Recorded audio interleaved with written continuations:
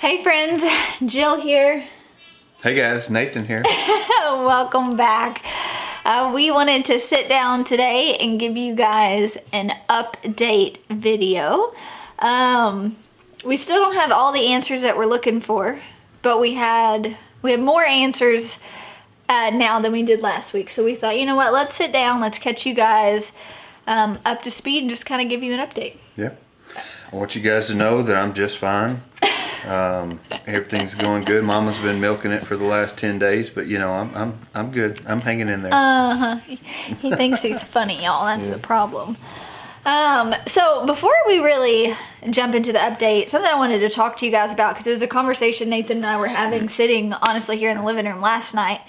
As I've been sharing some of the things on here and just other social platforms, I've had a lot of messages, a lot of emails, and the vast majority of those are just like prayers and you guys sharing your experiences with me, like similar experiences, and that has been so amazing. And I've also received a good amount of, you know, emails and messages about like, you don't have to share this. Like this is your life, your personal life. This is private to you. Like you don't owe us anything by sharing what's going on with you. Like, and in some it was kind of like I was oversharing, I guess.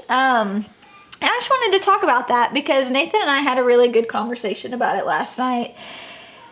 And we share so much of our lives with you guys. Like I am doing daily vlogs. Like you guys know what I'm doing every single day. You're so much a part of like our family and our community and our routine that I don't ever share out of obligation. I share because you guys are a family. Like I don't ever feel pressure to share. And when this happened, obviously I took a couple of days off to kind of wrap my head around it, but it was never like this daunting, oh my gosh, I've got to share, you know, publicly what's going on with me. It was like, oh, I should probably like update our community on what's going on. And I think of it too, like if Nathan and I can partner in prayer around these things and ask our immediate friends and family, but then we can extend that invitation to you guys. We literally have thousands of people rallying around us in this particular situation, but also friends who are walking through hard things. Like there's always that invitation of like, hey, can you guys partner in prayer with us on those things? And really like that means a lot to me. Yeah. And also, you know, lots of you guys reach out and say, hey, you know, I've got this friend going through this, or I've got this family member, please pray for me. And I want you guys to know that I do. Yeah. Like I will take the time right there before I go to the next comment and say a little prayer. You know, and that's the power of prayer. That's the power of community, you know. And so I thank you guys, you know. I told Jill, I was reading a lot of the comments and I said, babe, there's so many women that have similar situations. I was like, this is powerful. Yeah. This needs to be said, this needs to be seen, you know. And so she started reading a lot of the comments, you know, and I couldn't imagine walking through this and not having you guys join me in that journey. And so I do want you guys to know, I know everybody means well, you know, on all their stuff. So I don't ever think it is coming from like a bad place. I'm like optimistic in that. And like, I think genuinely people are like, hey, you don't have to share everything. There are certain aspects of your life. And if it was about maybe my children or something, like we might be a bit more guarded. But you know, Nathan and I, we put our lives out there for you guys every single day, every single week. I couldn't imagine walking through this without you guys. Your prayers are so appreciated. Like Nathan said, it is comforting to read stories and know I'm not alone in this. This is a very new territory for me.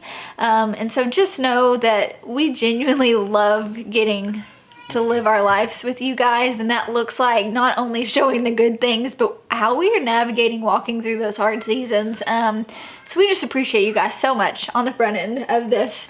But now an update. So yesterday I went for a mammogram, which was based off of something that they found in a CT scan at the ER. Yeah.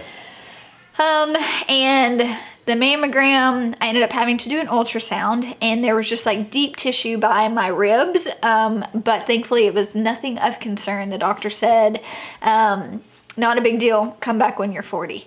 So I guess it was just tissue buildup. So that was a massive relief because obviously I've never had to do anything like that before. But then I did also hear from the OB doctor who did my surgery, and we had originally thought it was an ovarian cyst. She ended up doing a partial hysterectomy, and it turns out it was not a cyst. It's this. Shocker. And she had, I guess, expressed to Nathan that it had cyst-like qualities, but something was different about it, which is why, I think she kind of talked to you about that. Yeah. But it ends up that it was a rare tumor. And I know, like, I'm smiling and I'm laughing, and I think it's because that's how I handle things, right? Is I'm just, like, annoyingly optimistic in the fact of, like, what are the odds that this would happen? It's not funny, but it's kind of funny because it's just like, okay. She's been an OB for several years. She has never encountered or witnessed this in her career. It's called a struma ovary. I don't know. I'm not let myself spend a lot of time researching this because at the end of the day, it's removed from my body. And again, we're going to take it one day at a time. I'm not going to worry about something unless I have a reason to worry about it. But she was reaching out to a specialist. Essentially, it's a thyroid tumor that develops on the ovary, to my understanding.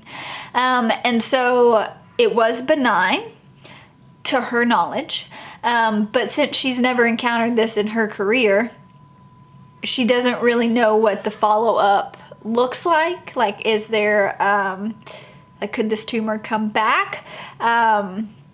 So she is seeking out a specialist. We are waiting to hear, which, it's all kind of crazy. I think this has taught me a few lessons. One, maybe pay attention to things more. I under worry so much that things can be a little off or weird, and I'm like, oh, it's no big deal. But over a year ago, we did a video, and the title of that video was, Yes, We're Buying Roots and Refuge. And Nathan and I sit down, very similar to this, at our old farm. We were confirming that we were buying Jess and Maya's farm, which is now our home. And we had a flood of emails and messages of, Jill, your thyroid's enlarged. I'm a doctor, I'm a surgeon, I'm a nurse. You need to take this seriously. To where, like, you were confronting me about it. Yeah, she wasn't reading the comments, right? And I just noticed all of you that reached out all mentioned the same thing. Jill, you need to get your thyroid checked. Jill, and it was all, it was one video, and there was probably 30 to 40 messages, and it was all around that. So, of course, I'm not freaking out, but I'm like, babe, there's professionals out there that say that you need to get this checked out. And so we did, Yeah, so we did. Thankfully, I went to the same OB that I had seen, who did my surgery. And I told her, I was like, I know this is going to sound really strange, but like, I posted a video. I had an alarming amount of people reach out to me about an enlarged thyroid. That was like, I had been plant-based, for maybe 6 months at that point. And that, a lot of people said, when you cut out meat, you'll notice issues with your thyroid. And I expressed to her I stopped eating meat. So we did a blood panel. She's like, I don't want to do an ultrasound unless we have to. Let us draw blood if you have any issues. A week later, came back, hey, everything looks really great. I don't even see a need to do an ultrasound. If you have issues, we'll regroup and, go from there. Which is so crazy, is because I could have been showing signs of this thyroid problem, over a year ago, but she would have never ultrasound my ovaries, right? Because it's this rare, it was like less than 5% of people, I think, have this tumor. And so, now I'm starting to think, okay, is there some sort of correlation in that? We don't know. And so I am staying wildly optimistic because there's no sense in worrying about it. That's right. It doesn't change the outcome. We don't know if there is risk of it attacking my other ovary. We don't know if they're going to suggest a full hysterectomy. Like, I truthfully have no idea. So we're in the waiting game still. That's what we know. I know right now I'm thankful that she read it as benign. I'm thankful that the tumor is removed. I'm thankful that I'm healing and feeling better. I'm able to do more. So yeah, I'm just kind of staying optimistic until I hear from her. That's right. How are you feeling about everything? The same way. I'm not really one of those to worry. Yeah. Because you can't change the outcome worrying. And so I'm the same way, anxiously waiting to hear, Yeah. the results or, what caused it. There's just a lot of things that are unanswered, And I feel like I've had my moments of like emotion. Like I haven't went through this whole process and just been like totally fine. Like my body's changing, how I'm feeling's changing. If I'm being completely transparent, I don't think I've let myself really reflect and process what's going on yet, because I don't know that final answer of what the solution is and how to fix this. And so there's just a lot of things. And also while I'm walking through this hard thing, I've got some close friends who are walking through some hard things, and I'm trying to process how I feel about that. And there's similar situations I've walked through, as being an adult. And so I think I just have a lot of things going on right now. But I know yesterday I kind of had to come apart where it was just like all these emotions, like, okay, these are all things that are new to me, unfamiliar to me. And I think I kind of had a moment of like, okay, like I'm going to be okay. We're going to be fine. But other than those few moments, it's the things that like limit you. Like I was trying to carry the laundry basket from downstairs and realizing that like I couldn't just pick up a laundry basket full of clothes and walk it upstairs. Yep. That like mentally really messed with me. And it's like, Nathan's like, don't lift that. Like, I don't need you. I can lift the laundry basket. Yep. And then still realizing I'm a little bit limited on things like that. But she's used to doing CrossFit and lifting whatever she wants to lift. And so, yeah, that's a temporary setback.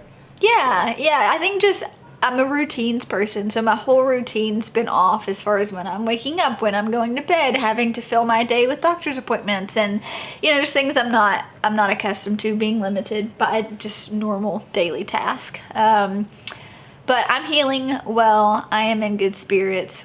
We're still waiting, so if you guys can continue to pray specifically for what does this look like moving forward? Is there any concern? We don't know.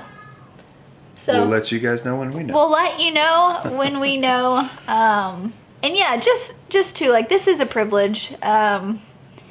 It's personal. It's intimate, what we're sharing with you guys. But it's always authentic. It's always genuine. We wouldn't show up here every day if we were putting on a show. That's right. And that's why we do feel so called to walk through this whole process with you guys, because it just wouldn't seem right if we kept this part of our lives hidden but then showed all the good things. You know what I mean? Yeah.